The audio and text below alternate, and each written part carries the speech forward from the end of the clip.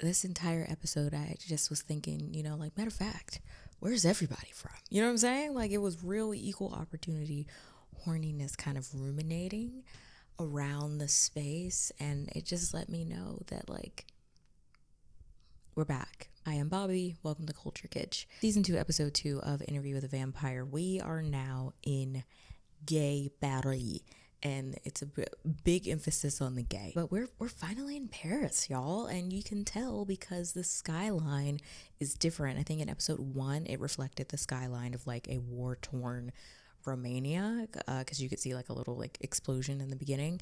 But now we're in Paris, and you see the skyline of Paris at the top and Dubai at the bottom, which they've done pretty much since season 1. We're off in full swing with feeling like we are in 1940s Paris. Like, the entire theme of this episode just gave me noir, like jazzy. Like, Daniel Hart, you went off king in the score for this episode. Like, it was so jazzy and upbeat and fun, and it's just such a stark difference from where we were last week, which was the 9th ring of hell, I think. And so now this is like a different ring of hell, but like a little bit more fun. I already love it. I'm like Claudia, I love it here. I never want to leave. Like, we'll get there, but I love it here. We're opening up, like, this noir feel is heavy, and we get now Armand has joined the interview. So basically it's him and Louis finishing each other's sandwiches. Word to Frozen. No, but they're just finishing each other's sentences, kind of explaining what life was like for Louis and Claudia in the very early days of them being in Paris. Louis says that he felt something close to happiness in Paris, which makes sense. I think Louis, anywhere where he is either in New Orleans or something adjacent to New Orleans, so he calls Paris the mother of New Orleans, so it makes sense. That's when he's at his happiest, or at least he attempts happiness in one way or another. So we open up, and Claudia and Louis are on this statue, and it's absolutely gorgeous. First of all, production design, insane. Marla Parashloop, you will always be famous because the production design is nuts. It's literally insane. It's just so good. But it really doesn't matter all that much what Claudia and Louis are talking about at this point. It just matters that they seem to be a semblance of happy, and honestly, that is as much as we can ask for them. It just felt like I didn't love when they were just in this kind of cold war between themselves. Now they're talking, and that matters most to me. And you know what, guys? Let's clap it up, okay? We're gonna clap it up. That's a win. That's a win. That is a win. I saw one or two of them attempt a smile a couple times. That's a win. That's a win. Claudia and Louis have been in Paris for a couple of months, and it's they kind of touch on very lightly this difference in, I guess, American vampire culture and Parisian vampire culture, in that it's a problem that Claudia and Louis don't make themselves known to the coven that is in the Theatrum Vampirum. They don't like that. Like, the French vampires don't like that. And Armand, because he's kind of jumping in with little asides as Louis is talking, he says as much. He's just like, oh, like, you didn't say anything to us for all of these months. And even like when Claudia and Louis are talking, they do like a pan out to two vampires who are kind of like following them and listening to them, and they just say like, oh gosh, like basically being like, you haven't made yourselves known to us. Like, that's so gauche. But then you think about it, like, American vampire culture as we know it in this context doesn't really exist. It's just at that point Claudia, Louis, and like at a certain point Lestat, like, to them they were the only known vampires to each other. And then of course Claudia meets that piece of shit, and that was like the fourth one. But other than that, there's no like coven in America. So that idea, like that cultural cue of basically introducing yourself to a coven of vampires, Claudia and Louis don't really do that. And it's just like a fun little like cultural difference thing. It very much so is like, they're treated very much so like tourists, and they are doing the thing of like, Claudia is very much the person who's visiting Europe that doesn't want to seem like they're visiting Europe. Like they want to seem like, oh, like I've been here before. Like this is like, I come here often. Like I'm not a tourist. Whereas Louis is like wearing a little scarf and getting a little baguette and everything. He wants to be a tourist. I think he just is a tourist. And Jacob Anderson says in like the talk back at the end of the episode, like, Louis isn't trying to be an American tourist. He just is. Like, he's got his little camera out. He has his little scarf on. Like, this is, like, he's someone who, if they were going to Paris, first thing in the suitcase, beret. First thing in the suitcase is a beret and, like, a black and white striped shirt. Like, that's Louis. So that's a very fun little, like, dichotomy between Claudia and Louis' approach to being in Paris for the first time, which is, it's very cute. It's very cute on Louis' part. I wrote down Armand and Louis are in love. It's so different from the first episode where there was kind of this like, there was this friction between them. Like you could tell that they do love each other. Sorry. They do love each other and they are affectionate towards each other, but there is a bit of like, like it's a little bit of a sandpaper friction dynamic happening here. But in this episode, now that Armand has joined the interview formally, like he's on the record formally, they are locked in. They're like a united front. Like they are like honeymooners almost. And like in the grand scheme of a vampire dynamic, 77 years may kind of feel like a drop in the bucket. Like it's long enough to be in like, they're like newlyweds. Like they've been together for a considerable amount of time, but they've got much more time ahead of their relationship than they do behind it, type of thing. But they are so in love, making little like goo eyes at each other. I was very much Daniel in this dynamic where I was like, gross. I think there's a point where Daniel literally like makes his face like so that then brings us into a very interesting dynamic that is happening within Paris that I think we're seeing a lot more than we saw in episode 1, just for the sheer fact that they're around more people. But Claudia and Louis, basically Louis talks about how in Paris they never really had to look over their shoulder in the same way that they would in America because of their skin color. And first of all, Daniel was trying to say like, oh, like as if there was no racism in, you know, mid 20th century Paris. And Louis was like, well, I didn't say that. And so did Armand. He was like, you know, that's not what I said, but I'm just saying in the way that I experience race and race as a social construct in America, I didn't have that same experience in Paris. I think your Algerian inferiors of the time might disagree. But I wasn't an Algerian. I was an American. And if there was an assumption that I had arrived to blow a trumpet or sing for my supper, it did not register as a slight in those days.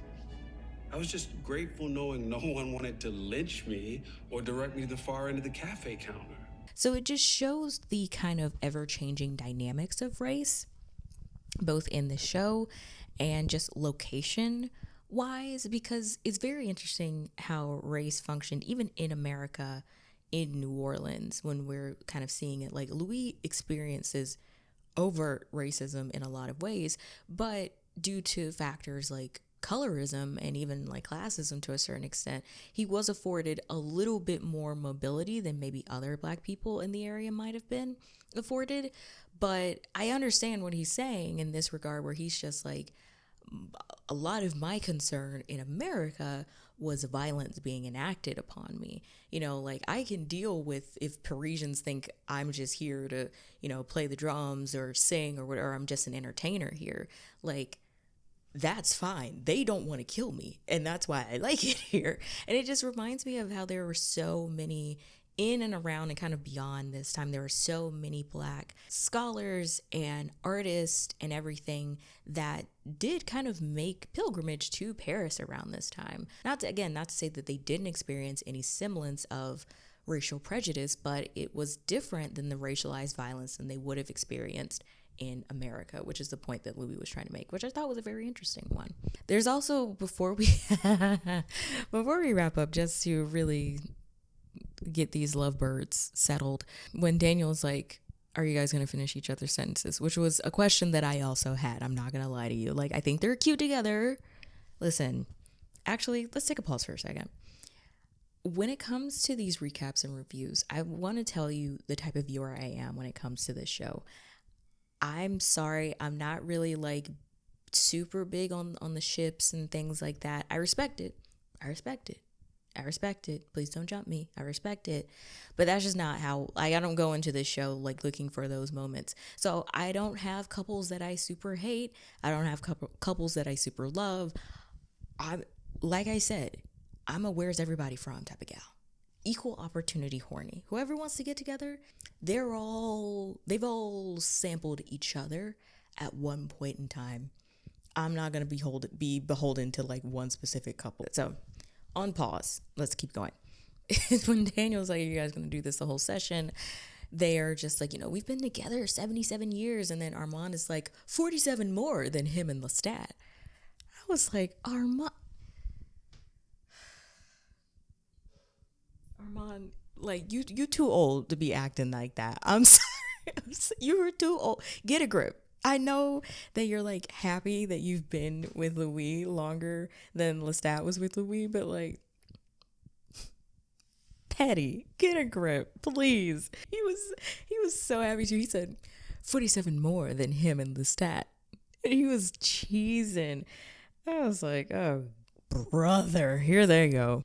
And then that exchange ends with Daniel being like, yeah, keep selling it. Because again, when you look at episode 1, where there is an obvious, or season 2, episode 1, the last episode, there is an obvious tension between Armand and Louis. Again, not to say that they are just not in love with each other. That's not it.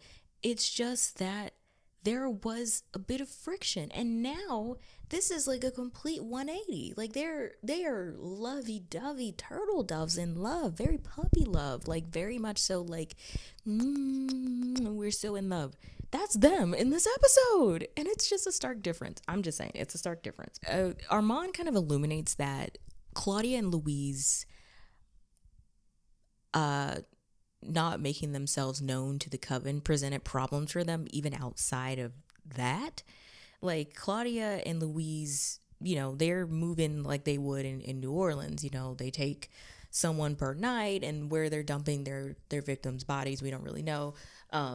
Louise says that they never brought victims back to the house, but they would like do it in like the waterways and things like that. But then Armand kind of provides some extra context of like, oh, but you, like, we had to clean up after you guys like quite a bit. Like, you guys weren't doing this discreetly. Like, we had to keep up appearances for the humans because of your little indiscretions and things like that. So he's like, you were causing a little bit of extra work for us in a way that we didn't super love. So don't act like you were just completely, making no marks on the city. We were just cleaning them up for you. I've now dubbed Armand warning shot, because he's very much so willing to give you a lot of grace and a lot of leeway, but then he hits a point where he's just like, okay, this is my warning shot, like, ease up.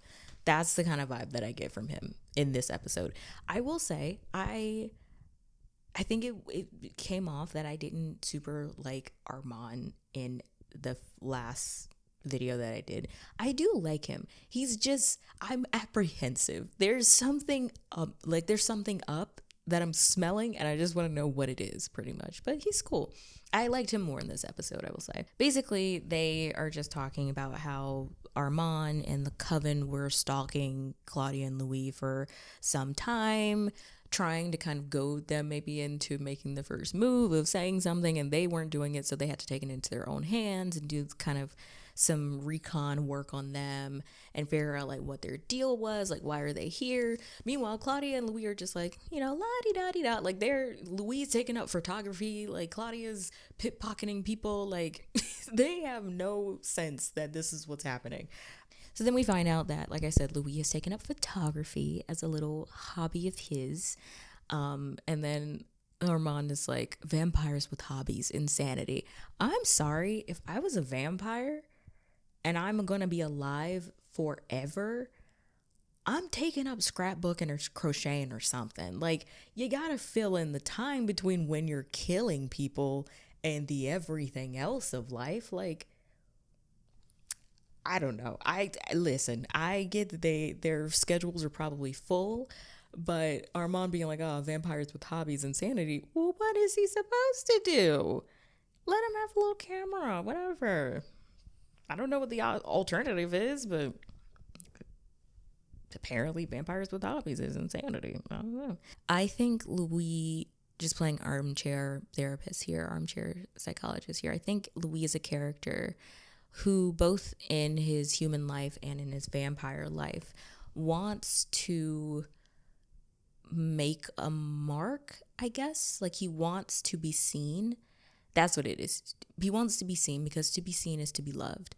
And I think he has a real difficult time with that. And so obviously a hobby like photography, where it is all about capturing moments, and he says something to the effect of like, you know, photography shows that like I was there, like I captured this experience, I was there, I was a part of it. That I think goes into that bit of his character where he has this feeling of wanting to be seen, because again, to be seen is to be loved. And so that makes sense for someone like him.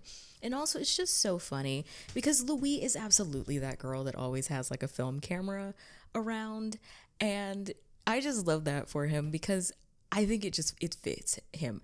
I love someone who walks around with a film camera everywhere, because there's just there's an earnest vibe of anyone who really like digs into analog technology like that. And at that time, it wouldn't have been analog technology; it just would have been technology for Louis. But I'm just saying, like, he's the girl who like always has like a film camera around. Like, she is just like, I just want to capture this moment. And like, she's very diligent about getting her film developed. Like, he's that girl, and I love that about him. I really do. I think it's cute. That's what it is. It's cute. So we get into the scene that was seen in the trailer, where Claudia and Louis are at a cafe, and Claudia asks Louis the question of, you know, who are you, Louis? And then he's like, I'm your brother. And she's like, oh, like, who are you beyond that? And he's like, I'm the reticent vampire of the 9th arrondissement. And I was like, oh, heart eyes. Oh my gosh. Jacob Anderson was particularly scrumptious in this episode. And in this scene in particular, I think his accent work was at its peak. It was very, very good. But then she gets into the question of, you know, if there was no me, Claudia, and there was no him, Lestat, who would you be? And he doesn't really answer that question, you know, like he kind of like gets off of the subject rather quickly. And I think Daniel kind of illuminates that fact that he, like, Claudia kind of had a point of, you know, Paris being this great thing for him, for Louis, but not really being a big thing for her. Like, he doesn't answer that question. He kind of just sits and ponders with it, which obviously, what was he gonna say? He doesn't have an answer. It kind of moves on to more of what Claudia was saying, where she was expressing her disdain for Paris, because she's like, you know, Louis needs Paris. I don't need it in the same way that he needs it. And as soon as he starts bringing that up, Daniel starts to get a little bit of pushback from Louis. And this is the first instance of elder abuse that shows up in this is the first instance of elder abuse that shows up in the episode. Now, it's funny because both Louis and Armand are older than Daniel, but like Daniel is just so peepaw, you know, like he's so pawpaw coated that he feels like the oldest one of all of them there. So to me, in that moment, that is elder abuse.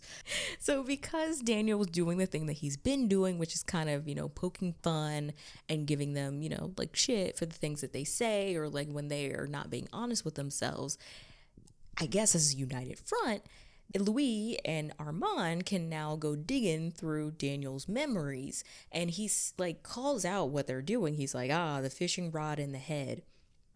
And this is when Louis is just like, oh, like, and he's so coy. And like, it was so, honestly, I've been waiting for this Louis to come out. I've been telling him to stand up, stand up, stand up, and now to the elder, now that's when he decides to do it. But he like is like, oh, like you're not talking about Claudia, you're talking about Alice, because there was a whole thing. Daniel proposed to his wife, and or his wife tells him that she's pregnant, and there wasn't this kind of like, fanfare about it. He wasn't, I don't think, super thrilled about it. But there was friction in their marriage. And those were memories that he has been suppressing. And so Louis and Armand just it up out of his head, and he's just like, oh, I know what you're doing, like the fishing rod in the head thing. Like he's very much so trying to not show that it is phasing him, but reader, it's phasing him.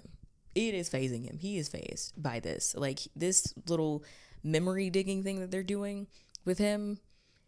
In this scene, he's like, oh, it doesn't bother me. In another scene, very much so, it does bother him. After that, we get Claudia kind of going off on her own, and she says something to the effect of like, she sees how happy or how close to happy Louis is, and she's not quite there. Like there's still this bit where she's just like, yeah, we're in Paris, but it is what it is. Like I maybe don't want my emotions to dictate Louise anymore. Like if he's happy, let him be happy, but also let me be joyless. I want to be joyfully joyless. Like that's what she says.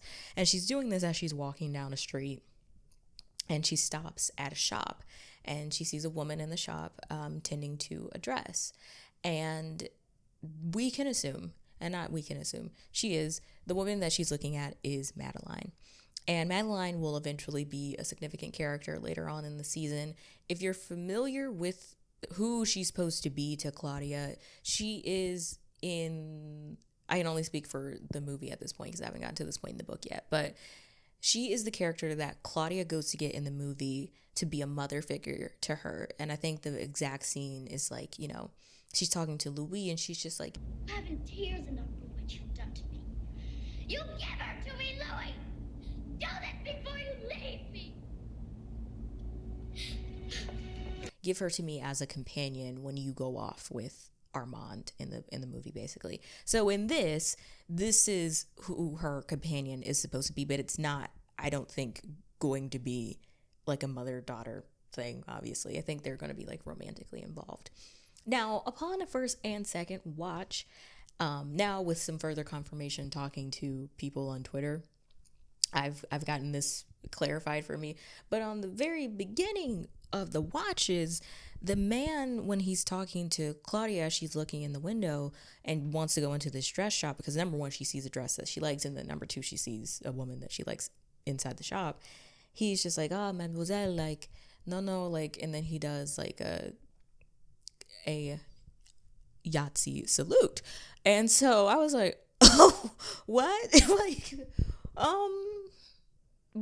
what's happening here? Like, I'm hoping that they're not going that route of making Madeline a Yahtzee and then having Claudia fall in love with her. Like, I'm hoping we're not doing that. But upon some further clarification from some way more eagle-eyed fans, it seems to be that Madeline may be Jewish, and it may have been a thing where she was like forced to be to work with the regime in a way that was against her will. Let's just hope that is what the case is. But either way, Claudia goes into the shop, and she's like, I want you to take this dress in that I've seen in the window. Like, I want you to take it in. And Madeline is like, no, like, like, respect my time, things like that.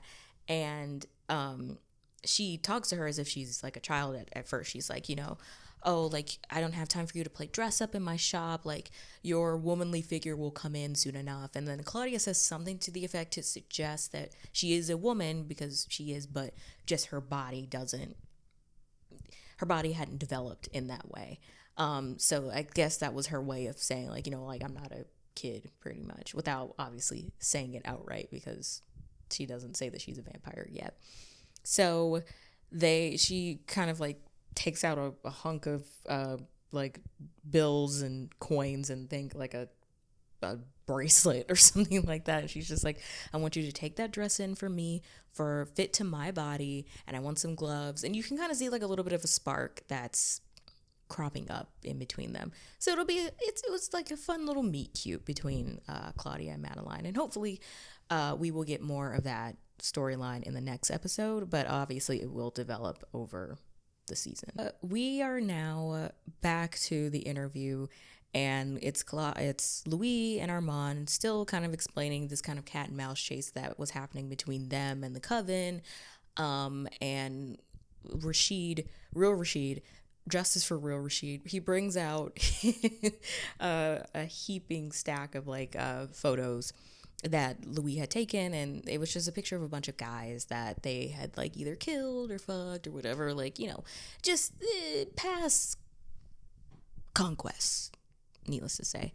And so they kind of like go into his little photography hobby a little bit more, but then they get into how Armand and Louis meet formally, their meet cute, which was actually, it was really cute. It was awkward, but it was really cute. They meet in this park, and I think it was suggested that this is a park where a lot of men go to have relations with other men. And so Louis would kind of peruse around there. Armand finds him, and Armand invites Claudia and Louis to the Theatrum Vampirum. So they formally invite them and just say like, oh, you're welcome. Like, you are welcomed by us to come into the fold. Basically, Armand had to make the first move because Louis was not going to, and was just like, hey, come to our show, meet our coven. So they finally go to the Theatrum Vampirum, which is far and away one of my favorite scenes in this show, period. Season 1 or season 2. It was just so good. There's this really like tactile nature to the theater itself. It's fun, it's upbeat. I basically described it as Rocky Horror Picture Show for vampires. Like, that's the vibe. Like, they have like devoted people in the front who like paint themselves and wear like fake teeth, and they really buy into it. I don't think that they know. I think that they're so in it that they're like, yeah, of course, they're vampires. Like, we believe it. We believe that they're vampires, but I don't think have the actual like foresight of being like, no, they're actual vampires. Like, they are real vampires. But they have that devoted kind of bunch of people. They have a lot of GIs, like American GIs, who are just there to like get super drunk and have a good time. You got people like kissing and making out. Like, there are a lot of people in that space. Like, it's not like a super duper packed house of people, but like that wasn't the point. I think Armand described that their theater in the theater scene of Paris was seen as like passe, and they were almost like a tourist attraction in a lot of ways, because they did most of their shows in English.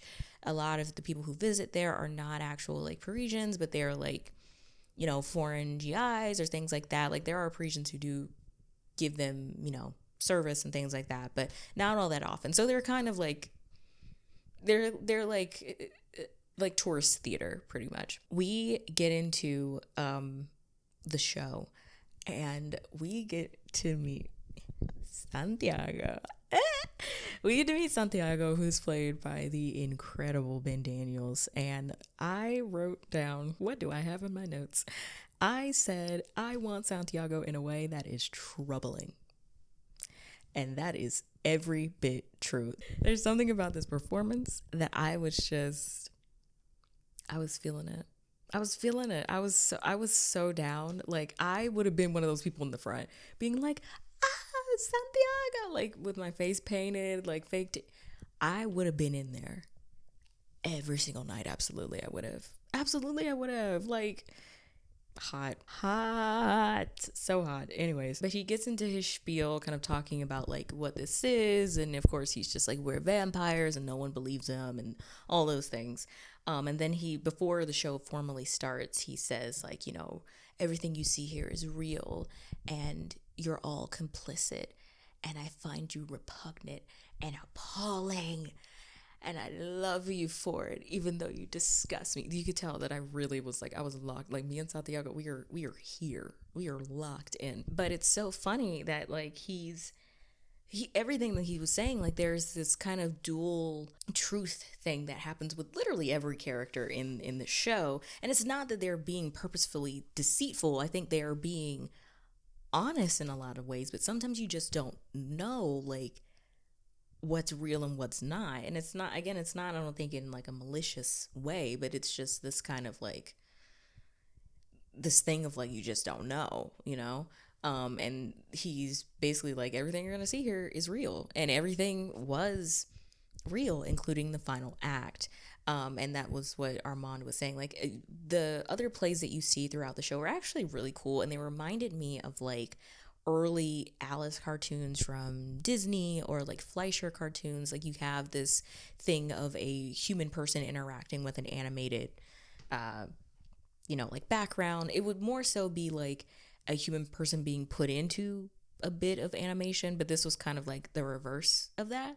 And Armand says that he was greatly impacted by the cinema, and so that's how you have these like interactive like projector pieces with theater. It was actually really, really cool. I enjoyed it. I enjoyed that bit of it, showing like what type of theater the Theatrum Vampirum would be doing. Also, really grateful that they say the name of the theater multiple times, because my Southern behind would have been like Theaters de Vampires, and I don't think that that's how it's pronounced. So Theatrum Vampirum, that's the name of it. So we finally get to the last act of the show, which if you have seen the movie, you know that this is like the act, which is basically the sacrifice bit.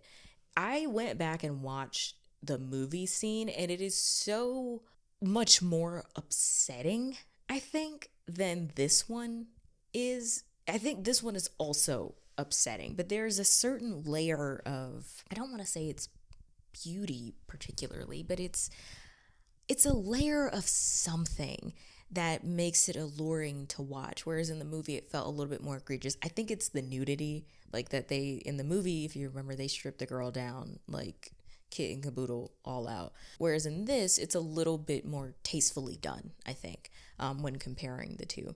We get to the last act, and the woman, I think her name, I don't know her last name, but I think her name is Sinead, who is the assistant to the director of the episode.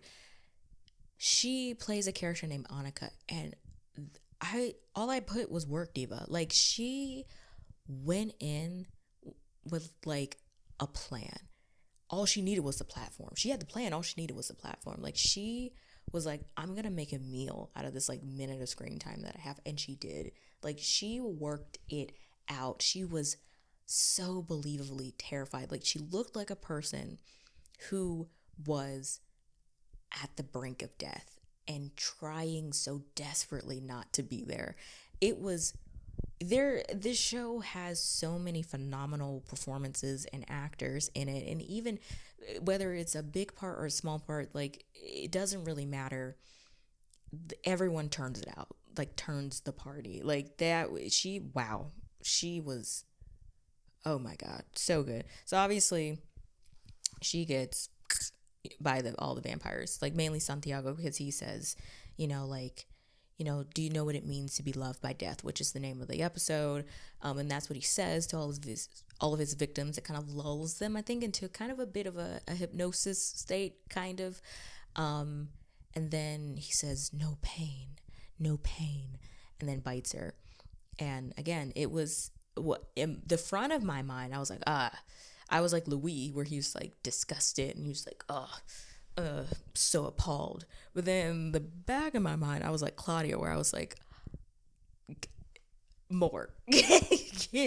Keep on delivering it. Give me more, please. So then that ends the show, and obviously all of the patrons, the ones who are devoted ones who have seen the show more often, they're like, oh my god, yay. Like, they're cheering, whether they know it or not, the death of an actual person. Like, it's not a bit. And then everyone else in the audience is rightfully kind of like, what did we just watch? So then Claudia and Louis go backstage and they meet the coven, and at first the coven is ribbing them a little bit, and it's just like, we waited 5 long months, like, was it worth the wait? And like thinking that they were trying to present themselves as being upset with Claudia and Louis and about to jump them and everything, and then they're like, we're just fucking with you, welcome, it's so good to meet you, all those things. Then they introduce themselves, and then Claudia notices up on the wall that there's a picture of one Lestat de Leoncourt. And it happens to be the real twist, kind of. It's not really a twist if you've seen any trailer for the show. But the twist is that Lestat was a co-founder of the Theatrum Vampirum. Dun dun dun. Like he knows Armand. They used to hook up, and apparently Armand said that he still tasted of vermouth. Was it a vermouth and annihilation or something like that? Like, it's something crazy like that. I was like, Armand, oh my gosh. And Santiago asks Louis, like, oh, who's your maker? And Louis is like, oh, like, who is my maker? That's a very good question. Then Claudia immediately, always saving their asses, steps in and it's just like, oh, our maker's name was Bruce. And he was from Copenhagen. And obviously that was the name of her abuser in episode 5, I think. That's the name of her abuser. And she was just like, I just panicked. I had to say someone. We can't say Lestat, obviously. She saves their behinds in that regard. But you can see the look on Santiago's face. He's not buying it. He's not buying it. There's a certain piece of him that does not believe them at all, but I think he's just kind of letting it go. So they then get into obviously the reveal. Lestat was the co-founder of the theater. He and Armand knew each other, and then Daniel puts on this like like telenovela music, and he's just like, it's a telenovela, like, of course, like, you slept with this person, you slept with that person, like, it's all like a soap opera. It's all this one like founding story. And he says something to the effect of like, oh, and I think Louis is like, like, you have to think about something. He mentions the word think, and then Daniel's like, oh, I'm done thinking. Pass me the popcorn and tequila, churn to channel 300 and something. It's Univision night, which felt like the show directly talking to the audience of like, this is the fun and juicy, like, finding all the ways in which these vampires have fraternized with each other episode. Like, this is the soap opera episode a little bit, which I thought was really fun. Like, I like, and maybe it's just me, but I feel like the show via like the proxy of Daniel or Claudia, whoever it is, talks to the audience in a lot of ways. And most of the time, I think it's through Daniel. Like, just as much as Daniel is a proxy for the show talking to us, I think Daniel is also a proxy for the audience's questions and like things that the audience may be wondering, because we are hearing the story just as much as he's hearing the story. He's technically heard it before, but like, he's hearing it in this new way that we are also hearing it too. So it's like it's a new journey for all of us.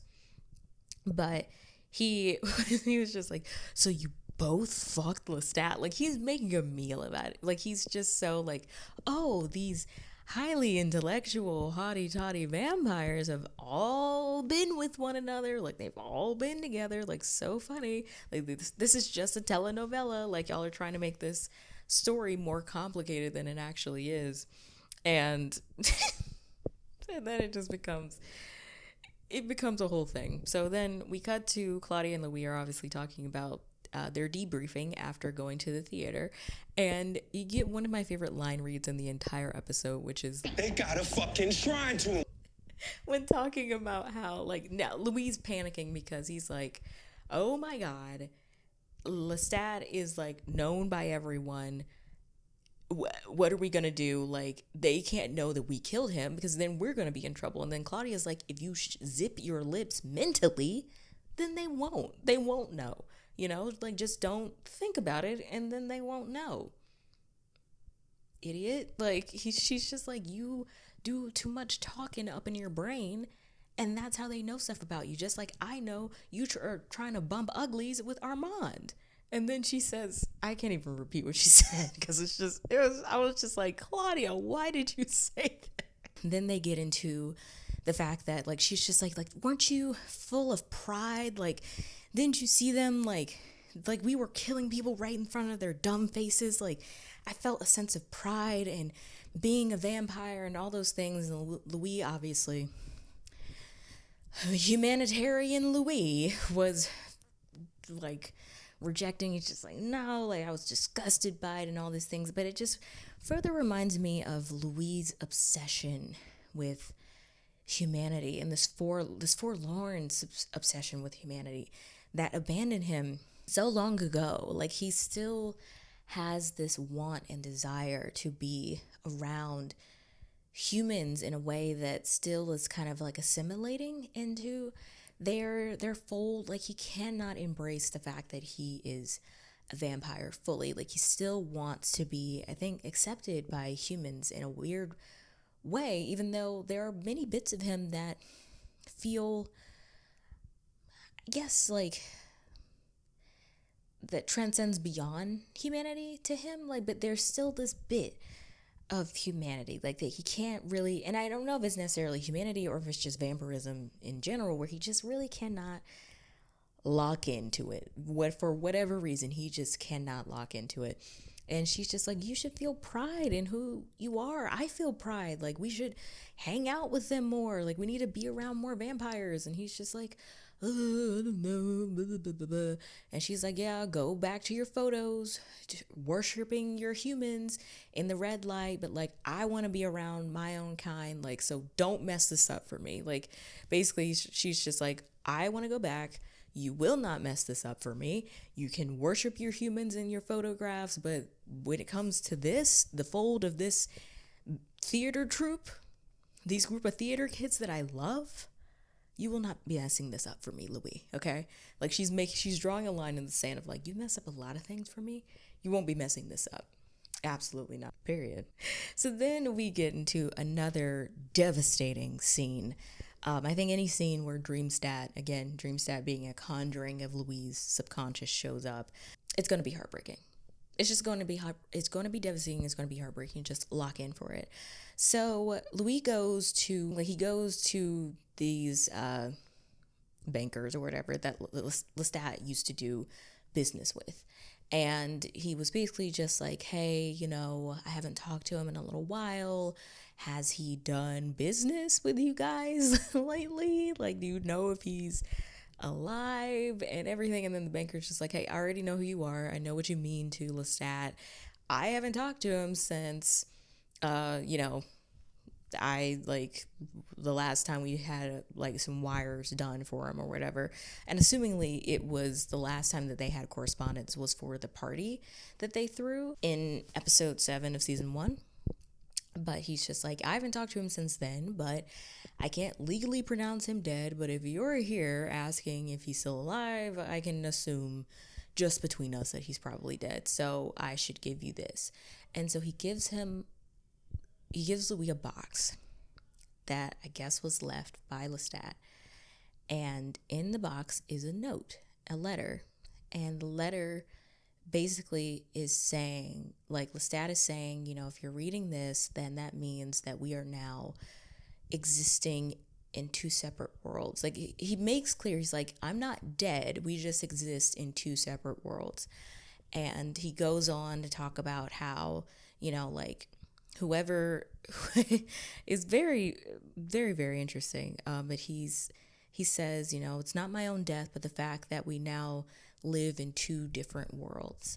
And, whoever did this, don't go after them. The people or persons, the person or persons who did this to me, don't seek revenge on them. Don't waste your life. Like, go on with your living. And it just made me a little bit curious because I was like, first of all, when did he leave this box for Louis to eventually find? Now, here's the thing. I'm well aware that it's very possible that Lestat could have left this note at any given time, but there is something expressed in the letter that gives me the vibe that Lestat knew at some point someone was going to do something to him. And from the letter, first of all, being left in Paris, not being left somewhere in New Orleans or wherever, like being left in Paris for Louis to find, it makes me think that Lestat thought that some members of the coven might have come after him, or the whole coven was going to eventually come after him. Maybe Armand included, maybe not, I don't know. But when he mentioned the person or persons, like plural, meaning more other people, like he was just like, let them drown in their treachery or something like that. Like, it made it seem like Lestat knew that some people wanted him dead, and that he was basically planning his own death. Like, he knew it was coming. And basically, he goes on in the letter to say that Louis is the keeper of all his love and all his trust and all these things. So obviously, Louis is getting torn the fuck up reading this letter. And we see it's Dreamstat reading it to Louis, and he's crying, and like, it's just this really sentimental moment that's happening between Louis and Dreamstat. And Dreamstat then goes on to say, he says, all of my love belongs to you. Obviously, that's going to rip Louis up. Then he says, a veil will now always separate our union, but I'll always be on the other side, face pressed up against your longing. What? Face pressed up against your longing? What is wrong with y'all? Oh my God. So beautiful and devastating all at the same time. But it just makes again, there's so many layers to this, because not only on the surface is this a beautiful thing that is being said via a note from someone who has since been slain, kind of. But then the added layer of Lestat left this note at some point in time, we really don't know. And I guess it really doesn't matter in the grand scheme of things. He left this note for Louis, basically treating Louis as his widow almost. And it was just like, someone tried to take me out. I don't know who, but don't live your life trying to figure it out. Like, you don't waste your life. I love you. I'll always love you.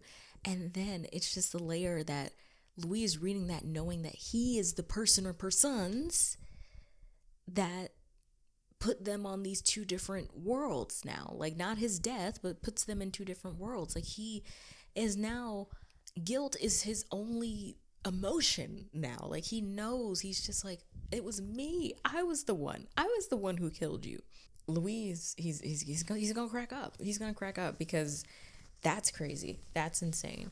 Like, it felt like on my first watch, I originally thought like, oh, like, did Lestat leave that note when the party was happening? So like, did he have the foresight to know something was happening? And technically he did, because like the whole Antoinette of it all, but did he have the foresight to know that something would eventually happen to him and Louis would be the keeper of all these things and he would leave him this note? Like, that was my initial thought. But then I was like, well, maybe not. Like, maybe he just wrote that note a long time ago, and in the event that something happened before the party and everything went down, he would still want Louis to have whatever it is that he left for him. So timeline wise, I'm not really sure when Lestat would have left that note for him. But the point is that he left it thinking like he had some foresight that someone was going to do something to him, and he needed to have a message given to Louis in the event that happened. And it just so happened that Louis was the one who did something to him, and he still got the note in the event that something should happen to him. So it's all these layers, complexities. It's complexities. Someone on Twitter also pointed out that when you look at the letter up close, there are like spelling errors, and I guess that calls back to Lestat being like illiterate, I think, in his childhood. These jokes seem coming from a basic bitch. Illiterate! And it's not funny. It's not funny. He had a very tragic childhood. Louis, your wife can't read. Sorry. So after that scene, Daniel can't let a good moment of emotions rest for too long. Malloy then tries to make a joke about this very devastating thing that Louis has just now shared with him. And Armand is just like, have some respect. Like, he just shared something very devastating with you. And then Louis goes in for the kill. If Armand is the warning shot, Louis is the kill shot, because Louis goes into that man's mind, the deep recesses of his mind, pulls out a memory from the like marshy sludge, and just says, oh, you remember when you proposed to your wife and she said no? Yeah.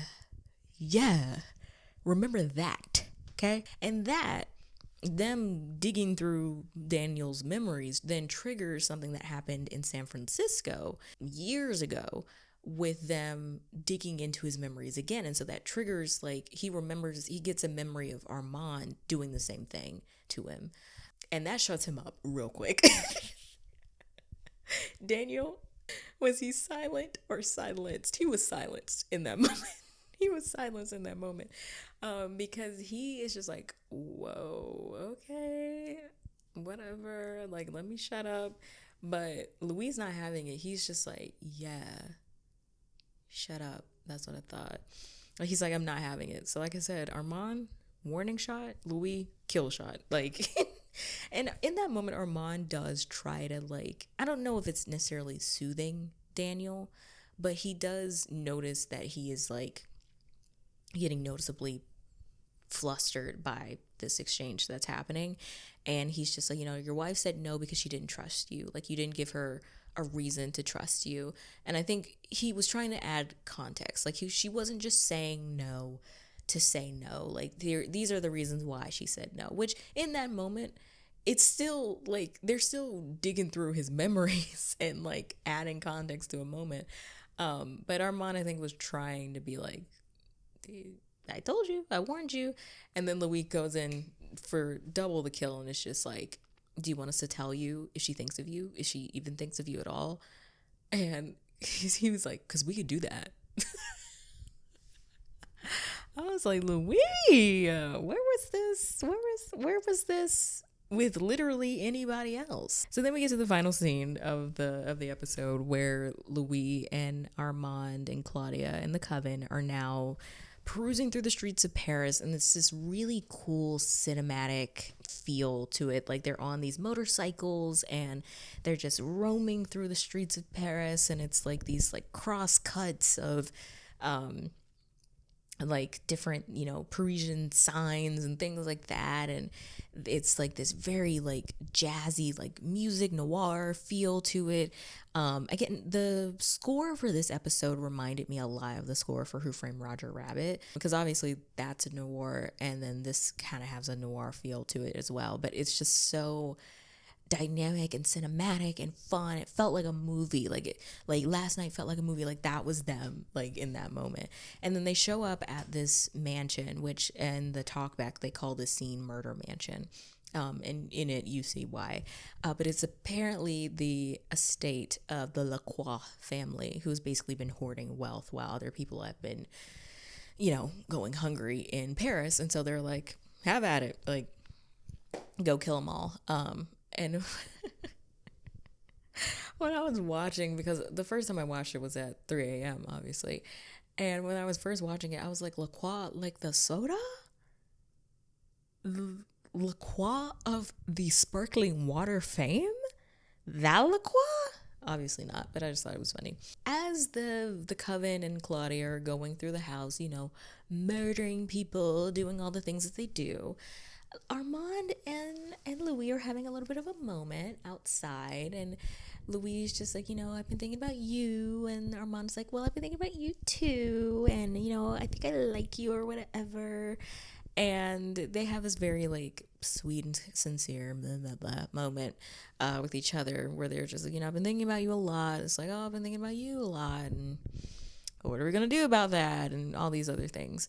And this was the moment when I realized that this is the first time, at least in this episode, where Armand says Claudia's name, and she's not even referring to her directly. He just says, like, oh, you're Claudia, she's a real go-getter. And then Louis is like, yeah, spark in the dark, like, all those things. And because I noticed every other time that Armand refers to Claudia, he just calls her the girl. And he did, like, even in present day, he just calls her the girl. Like, he doesn't necessarily call her Claudia, which I thought was kind of interesting. I don't know if that's anything, but, like, I just noticed it. I was like, why isn't he calling her Claudia? Why isn't he's just saying the girl, which feels a little bit diminutive to me. Like, it feels like, okay, she's a woman, first of all. She's not a girl. But I guess in retrospect to him, who's old as dirt, she's a girl. Whatever. She's just a girl. But they're having this conversation, and then Armand basically tells Louis, like, hey, like, I noticed that you got a little bit, like, ugh, when Lestat was mentioned at the theater. I don't know what y'all had in common, but I know y'all had something to do with each other. You'll tell me in your own time. But, basically, because they lied to the coven saying that they didn't know Lestat and that their maker was someone different, Armand is basically telling Louis, like, hey, they don't like it when they're lied to. So basically, lock up that brain of yours if you don't want them to find you out, pretty much. Like, again, this is warning shot Armand. He's trying to help him out, basically being like, hey, if you don't want them to go finding out stuff, lock up that brain. Yeah, lock it up. Thank you so much. And then also he says, like, and also don't go to that place that you went to, the banker guy. Don't go there anymore, because that's going to cause more problems than anything else. So basically that's him being like, hey, stop doing that. Stop poking and prodding, because that's going to create problems for us and make it difficult for the rest of us, and I can't have that. And so Louis is like, yeah, of course, sure, cool, yeah, I won't do that anymore. And then the episode ends. Like, that's the end of the episode. I felt like it went by so fast. Like, by the time we made it to the next dawn, I was like, was that the end? And it was the end. I think the episode probably clocked in around like 45 minutes or so, but it was, we were zooming, we were going real quick, and not to a point where I couldn't feel like I wasn't sitting in any given scene, but we were going, like, we were moving. And I felt like that with the other episodes in season 1 in New Orleans as well, because I think it's just a little bit more exciting. It's a little bit more vivacious. Like, it's a little bit more thrilling, so to speak. So it makes sense why this episode went by a little bit quicker than the first episode, which I think was like only the slightest bit longer, but it did feel a little bit more drawn out, so to speak, because the nature of everything that was happening was a little bit more drawn out.